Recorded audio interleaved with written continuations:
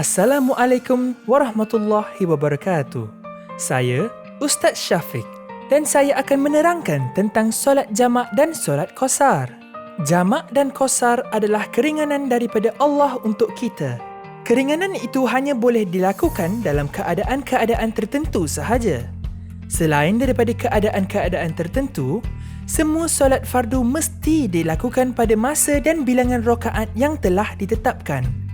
Adalah berdosa sesiapa yang menjamakkan atau mengqasarkan solat tanpa sebab yang dibenarkan syarak.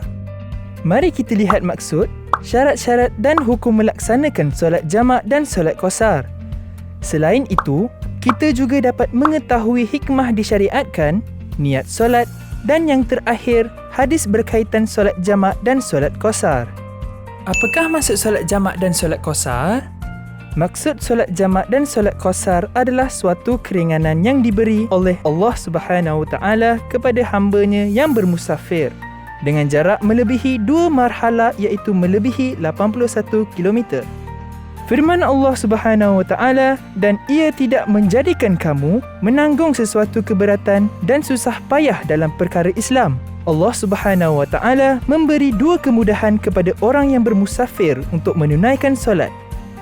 Contohnya, mengurangkan bilangan rakaat bagi qasar dan menghimpunkan 2 solat bagi jamak. Bagaimanakah dengan syarat-syarat yang dibolehkan bagi solat jamak dan qasar? Syarat yang pertama, musafir yang dibolehkan solat jamak dan solat qasar ialah perjalanan yang jaraknya 81 km dan lebih. Kedua, mengetahui destinasi yang dituju. Dan ketiga, perjalanan tersebut tidak bertujuan maksiat. Apakah hukum melakukan solat jamak dan qasar? Hukum melakukan solat jamak dan qasar ialah harus. Ustaz, apakah hikmah yang disyariatkan bagi solat jamak dan qasar? Hikmah yang disyariatkan bagi solat jamak dan solat qasar ialah meringankan umat Islam menunaikan solat dalam perjalanan. Allahu Akbar, Allahu Akbar. Kedua, sebagai tanda kasih sayang Allah Subhanahu Wa Taala kepada manusia. Ketiga, seseorang dapat melaksanakan ibadat solat yang amat penting dan tidak boleh ditinggalkan. Bagaimana dengan niat solat jamak dan qasar? Niat bagi solat jamak takdim dan qasar untuk waktu zuhur dan asar ialah: sahaja aku solat fardu zuhur, qasar 2 rakaat, jamak takdim kerana Allah Ta'ala. Niat bagi jamak takdim dan qasar untuk waktu maghrib dan isyak ialah: sahaja aku solat fardu maghrib 3 rakaat, jamak takdim kerana Allah Ta'ala.